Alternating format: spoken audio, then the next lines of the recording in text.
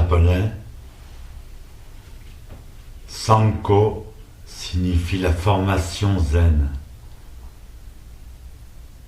C'est vrai si vous dites à quelqu'un je pratique le zen, il va vous demander mais qu'est-ce que c'est? C'est une religion? C'est un art martial? C'est une méditation? En japonais donc on appelle ça la formation zen Sanko. Ça n'est pas une formation d'élite. Se concrétisant à travers un entraînement poussé à l'extrême. On dit qu'un seul disciple suffit.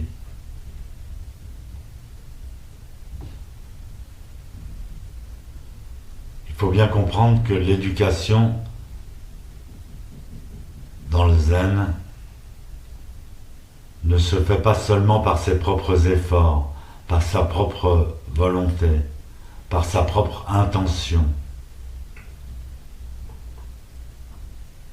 C'est différent de l'Église catholique, c'est différent d'une église, c'est différent de l'éducation militaire qui force à obéir.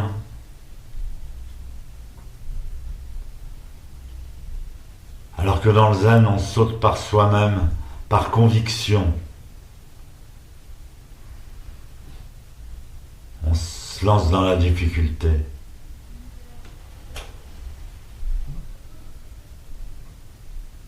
Je me souviens que Maître Deshimaru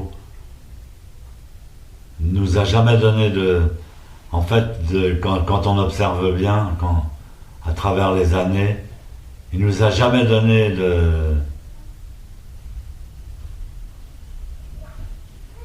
d'ordre, où il a jamais dit on va faire ça, on va faire ci.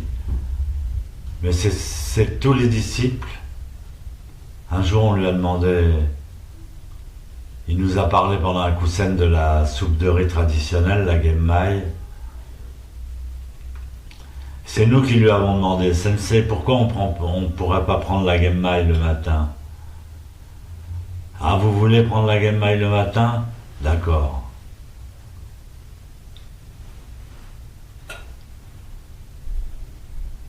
Après, il nous a parlé des prosternations des senpai. Sensei, est-ce qu'on pourrait faire les senpai nous aussi? On aimerait bien expérimenter. D'accord, on va faire les senpai.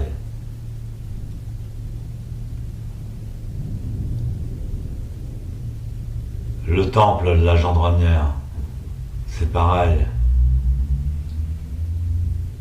Il m'a demandé personnellement, vous seriez prêt à venir travailler dans ce temple? On avait un temple à Avalon.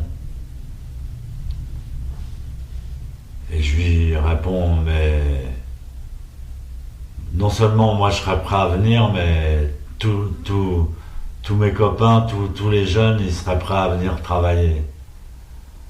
D'accord, alors on laisse tomber Avalon, on va acheter un château. Et vous allez pouvoir travailler. C'est toujours les disciples qui créent. Lui, il répondait, d'accord, si vous êtes motivé, on y va. Jamais il a dit, moi je veux un château maintenant. Jamais il a dit, je veux, à partir de maintenant, on mangera de la soupe de riz tous les matins.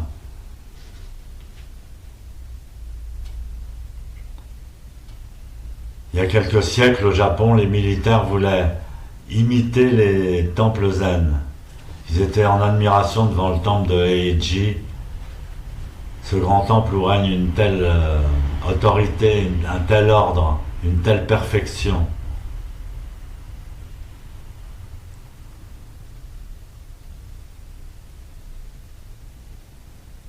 Donc les samouraïs de l'époque ont voulu imiter Heiji, imiter la vie des moines. Mais finalement, ils se sont trompés car la la base de l'enseignement avait un but différent.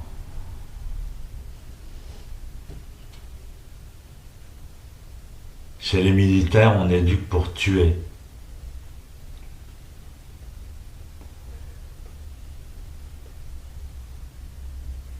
Dans les temples, on enseigne à chacun à aider les autres,